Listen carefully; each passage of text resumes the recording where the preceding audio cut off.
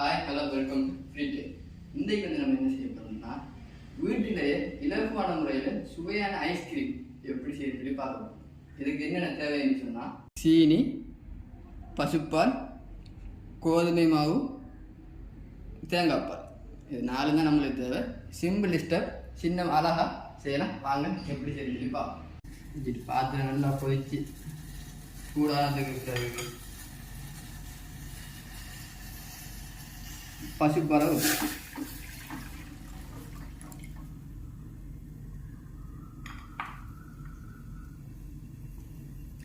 பசுப்பாலை ஊற்றி நல்லா காய்ச்சணும். பசுப்பால் நீங்கள் சும்மா அப்படியே விட்டீங்கன்னா பொங்கி வலிஞ்சிடும். அதுக்கேற்ற மாதிரி அடுப்பை வந்து லோ ஃப்ளேமில் வச்சு நல்லா காய்ச்சிடும். நல்லா காய்ச்சிப்பட்டு அந்த வார டைமில் இப்போ நம்ம என்ன செய்யணும்னா சீனியை மிக்ஸ் பண்ணணும். தேவையான அளவு உங்களுக்கு சீனியை வந்து போட்டு நல்லா சீனி கரையும் வரைக்கும் நல்லா என்ன செய்யணும்னா பாலை காய்ச்சி.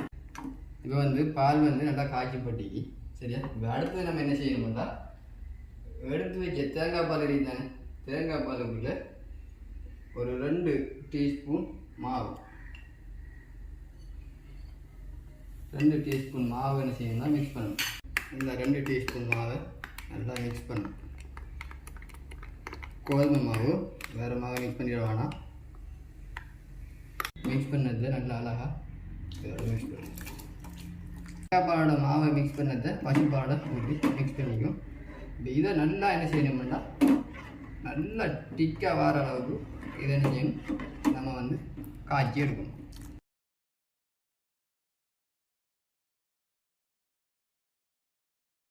இன்னும் 2 நிமிஷம் காய்ச்சி போட்டால் நல்லா திக்காக வந்துடும் பாருங்க. இதில் அந்த பருவம் தான் உங்களுக்கு மெயின். அந்த சீனி போடுற அளவு, அடுத்தது இறக்குற பருவம், இது 2ஐயும் சரியாகி எடுத்துட்டிங்கன்னா உங்களுக்கு வந்து டேஸ்ட் வந்து இன்ஷால்லா சட்டப்படி வரும். இப்போ நல்லா திக்காக வந்துட்டு அடுப்பு ஆஃப் பண்ணியாச்சு. இது அப்படியே ஒரு 5 நிமிஷத்துக்கு 5-6 நிமிஷத்துக்கு நல்லா கூலாகும் வரைக்கும் என்ன செய்யணும்னா அப்படியே வைக்கணும். நல்லா ஹீட்டெல்லாம் போய் கூலாகி இந்த சூடெல்லாம் போனதுக்கு பிறகு இது அப்படியே வைக்கணும். எடுத்து என்ன செய்யணும்னா ஒரு 3 மணி நேரம் ஃப்ரிட்ஜில் வைக்கணும். சூடு வந்து ஆறிட்டு இதை நம்ம இப்போ கப்புக்கு சேஞ்ச் பண்ணணும். இதை வந்து ஒரு 3 மணி நேரத்துக்கு ஃபஸ்ட்டுக்கு நம்ம ஃப்ரிட்ஜில் வைக்கணும். ஃப்ரிட்ஜில் வைப்போம். 3 மணி நேரம் ஃப்ரிட்ஜில் வச்சு எடுத்துட்டு இதை வந்து நல்லா என்ன செய்யணும்னா பிளேட்டரில் போட்டு அடிக்கணும். ஆனால் இதில் ஒன்று என்னென்னா ஏலங்காய் போடுறது வீடியோவில் வரையில, அது வீடியோ மிஸ் ஆகிட்டு பாலை காய்ச்சும் போது ஏலங்காய் போடணும்.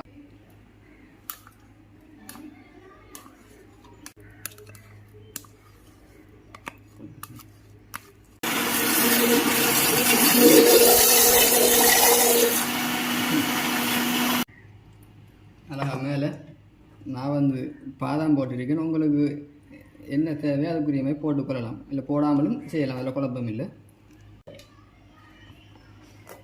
இதை வந்து சரி ஒரு 8 மணி நேரத்துக்கு குறையாமல் வச்சிங்கன்னு சொன்னால் அந்த கட்டி ஆயிடும். 8 மணி நேரத்துக்கு பிறகு நம்ம கையில் ஐஸ்கிரீம் வந்துட்டு இந்த ஐஸ்கிரீமை சின்ன பாட்டி இருக்காங்க, நம்ம என்ன மாதிரி கொடுத்து டேஸ்ட்டாக இருக்கா இல்லையா நம்ம செஞ்ச சரியா.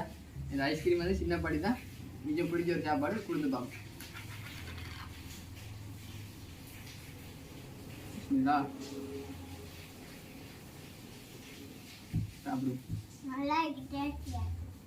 பிடிச்சிக்கா உங்கள்கிட்ட செஞ்சு காலங்க இதே மாதிரி.